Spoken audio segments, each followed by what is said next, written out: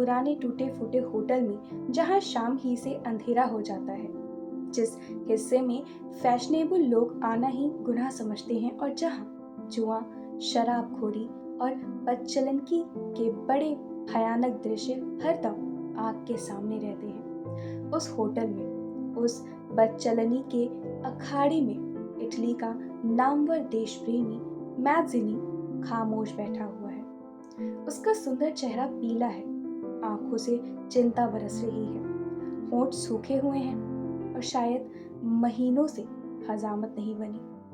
कपड़े मैले कुचैले हैं। कोई व्यक्ति जो मैज़िनी को पहले से ना जानता हो, उसे देखकर यह ख्याल करने से नहीं रुक सकता कि हो ना हो यह भी उन्हीं अभागी लोगों में है जो अपनी वासनाओं के गुलाम होकर जलील से जलील काम करते हैं। मैज़िनी अपने विचारों में डूबा हुआ है।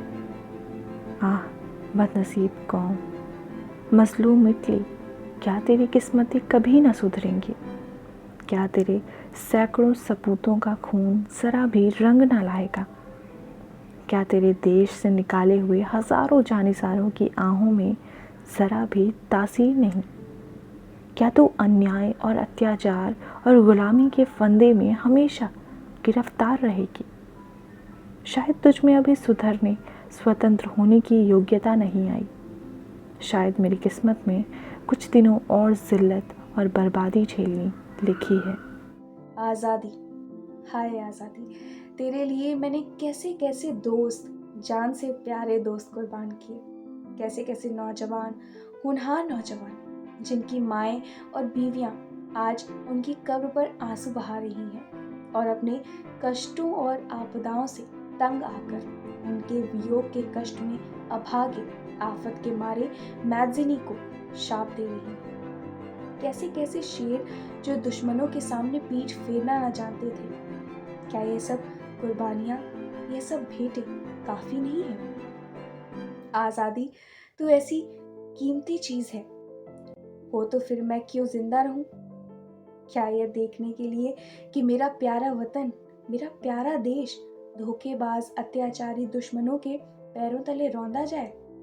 मेरे प्यारे भाई, मेरे प्यारे हमवतन अत्याचार का शिकार बने? नहीं, मैं ये देखने के लिए जिंदा नहीं रह सकता। मैज़िनी इन्हीं ख्यालों में डूबा हुआ था कि उसका दोस्त रफ़ीती, जो उसके साथ निर्वासित किया गया था, इस कोठरी में दाखिल हुआ। उसके हाथ में एक बिस्कुट का टुकड़ा था। रफ़ीती उम्र में अपने दोस्त से 2-4 बरस छोटा था।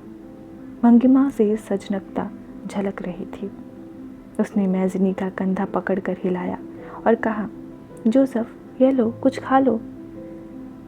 मैज़िनी ने चौंक कर सर उठाया और बिस्कुट देखकर बोला, यह कहाँ से लाए? तुम्हारे पास पैसे कहाँ थे? रफ़ीती, पहले खा लो, फिर ये बातें पूछना। तुमने कल शाम से कुछ नहीं खाया है। मैज़िनी, पहले ये बता दो कहाँ से लाए? जेब में तंबाकू का डिब्बा भी नजर आता है।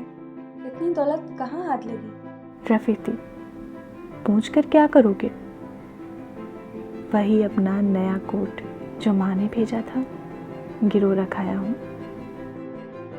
मैज़िनी ने एक ठंडी सांस ली, आंखों से आंसू टप टप जमीन पर गिर पड़े। रोते हुए बोला, यह तुमने क्या हरकत की? क्रिसमस के दिन आते हैं, उस वक्त क्या पहनोगे? क्या इटली की एक लखपति व्यापारी का इकलौता बेटा क्रिसमस के दिन भी ऐसे ही फटे पुराने कोट में बसर करेगा? हैं? क्यों? क्या उस वक्त तक कुछ आमदनी ना होगी? हम तुम दोनों नए जोड़े बनवाएंगे और अपने प्यारे देश की आने वाली आज़ादी के नाम पर खुशियाँ मनाएंगे। आमदनी की तो कोई सूरत नजर नहीं आती। जो लेख मासिक पत्रिकाओं के लिए लिखे गए थे वह वापस ही आ गए। घर से जो कुछ मिलता है वह कब का खत्म हो चुका। अभी क्रिसमस को हफ्ता भर पड़ा है, अभी से उसकी क्या फिक्र करें? और अगर मान लो यही कोट पहना तो क्या? तुमने नहीं, मेरी बीमारी में डॉक्टर की फीस के लिए मैगडलीन की अंगूठी बेच डाली थी। मैं जल्दी ये बात उसे लिखने वाला हूँ। देखना तुम्हें कैसा बनाती है।